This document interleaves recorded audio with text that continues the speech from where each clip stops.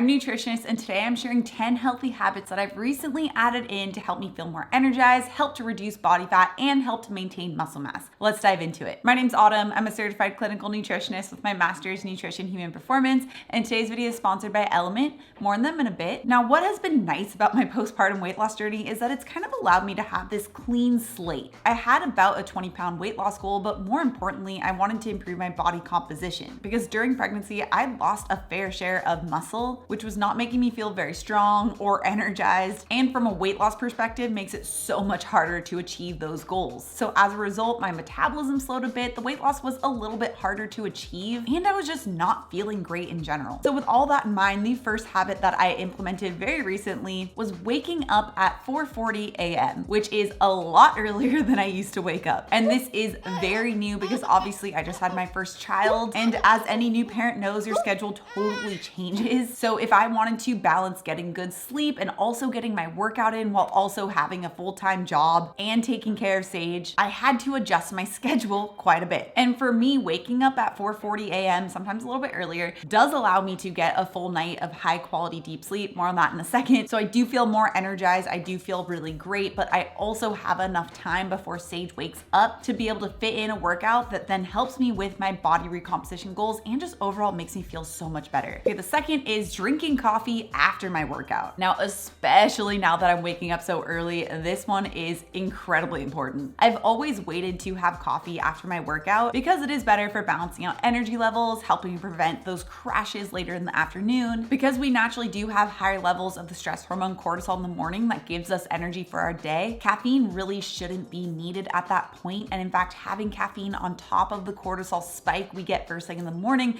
could ultimately result in that energy crash later, which because I am so busy, I don't have time for that crash. So I always make sure to wait a couple of hours after I wake up to have my coffee, which usually is going to be around 7:30, maybe 8:30 a.m. Okay, the third habit is resistance training 5 to 6 times per week. Now, resistance training is a broad category of exercise that encompasses any type of workouts that are going to help put a strain on the muscle that then tells your muscle it needs to grow. Resistance exercises are so important for body composition, losing body fat, overall toning, and for helping to achieve that weight loss goal. What I also have loved about resistance exercise over the years is that when you do have a little bit more muscle mass, it does make it so that your body is so much more able to tolerate various carbohydrates so that you aren't as carb sensitive. This just provides so much more flexibility with what you can eat and obviously can make things a lot easier. Now, I actually really enjoy exercise. It's my time to get out, have that hour to myself. So to get a little bit of that pretty much every day of the week, I split up my resistance training by body part. That way I can resistance train 5 to 6 days per week. However, if you were short on time, then you could do total body workouts about 3 times per week and get the same or similar benefits. Now, especially since I am exercising, making sure that I get adequate electrolytes is so important for muscle recovery, for preventing fatigue and those muscle cramps, which I only use today's sponsor, Element. I've been using Element for like 3 years now. They're a really high quality electrolyte supplement that was specifically created with athletes, lower carb eating, and intermittent fasting in mind. They actually contain the sodium, the magnesium, and the potassium to help replace those lost electrolytes so that you can feel really great and hydrated. Element also does all of this without having any sugar and still amazing delicious flavors. They have the classics like grapefruit and orange and raspberry, but also right now for a limited time, they have their new chocolate flavors. They have their chocolate mint, chocolate chai, and chocolate raspberry. Just the other day, I tested out the chocolate chai one. Oh my gosh, so good. Each of these chocolate options were intended to be had with hot water, so it's such a great replacement to those really sugary, chocolatey drinks. And you can even get your electrolytes in while you're in the process. And right now, Element is offering my viewers a free sample pack with any order.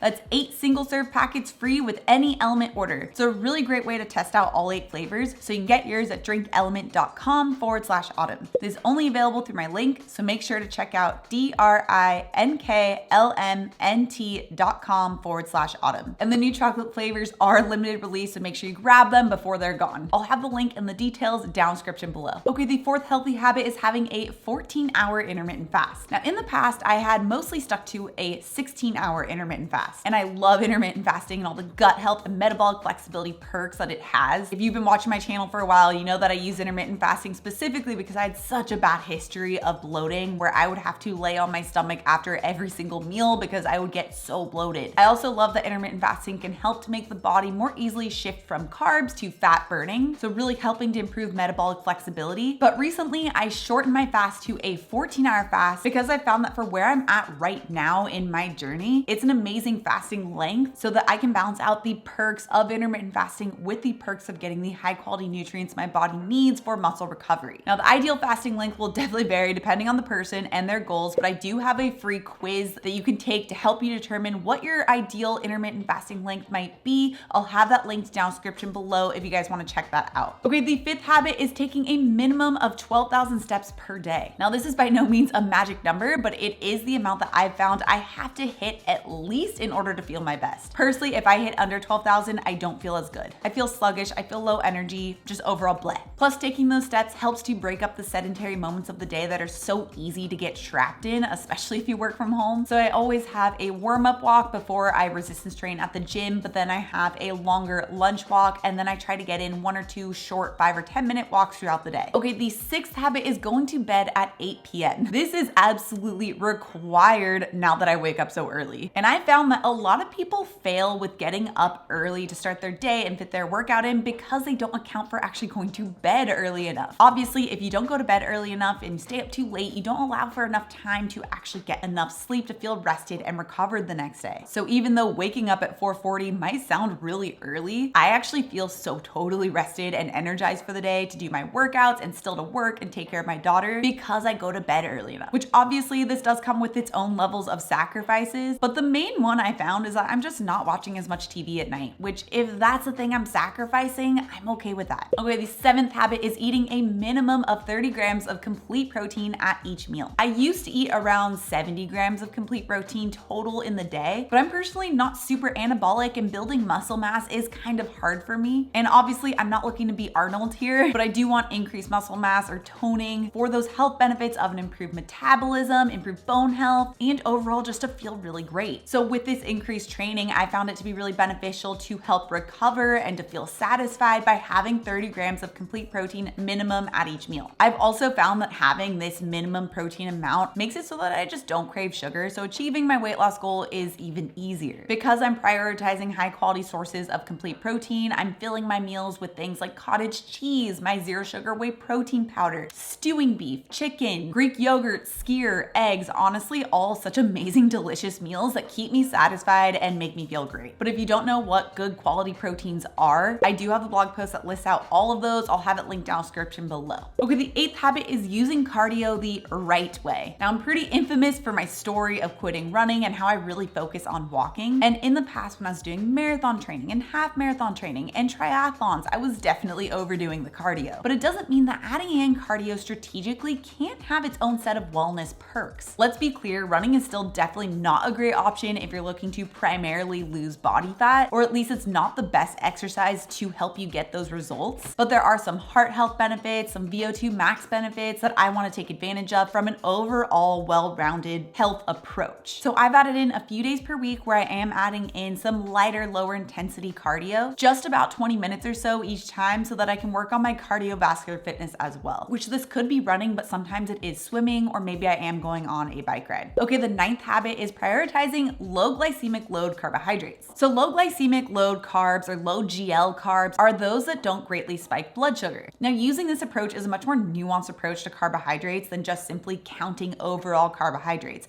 because all carbs are going to have a completely different impact on our blood sugar levels. For example, 10 grams of pure sugar is going to have a completely different impact on our blood sugar levels than 10 grams of carbohydrates from an apple or broccoli. Not to mention, each person's individual response to those 10 grams of carbs will vary completely. So rather than focusing on the total amount of carbohydrates, I now focus on the low glycemic load carbohydrates, prioritizing my plate with those, obviously in addition to high quality sources of protein and fat, and then strategically adding in those medium glycemic load starches around exercise. This shifts the focus away from counting every single carbohydrate to instead understanding that there is such a nuanced approach to carbohydrates and how they impact our body, and which ones will really actually help to serve our goals best. Which if you do want to dive into that, I have a whole blog post that gives you a complete list of low, medium, and high glycemic load carbs. I'll have that link down in the description below as well. Okay, the 10th healthy habit is staying away from addictive ultra-processed foods. This will include foods made from typical flours or certain oils, vegetable or hydrogenated oils, and added sugar. These certain foods have been found to literally lead to food addiction in some people. And that addiction can be so strong it's related to other addictive substances like tobacco. Eating these types of food completely removes our body's ability to self-regulate, to feel satisfied from the food, and ultimately eat well more than our body actually needs. But by focusing on those low glycemic load carbohydrates, high quality sources of protein, and whole fats, it's pretty easy to stay clear of those ultra processed addictive foods. Now, if you guys want to see an example of what I eat in a day that covers a lot of these healthy habits, you can check out this video next. Also, if you're new to my channel and you love this science-backed information, make sure you subscribe right here.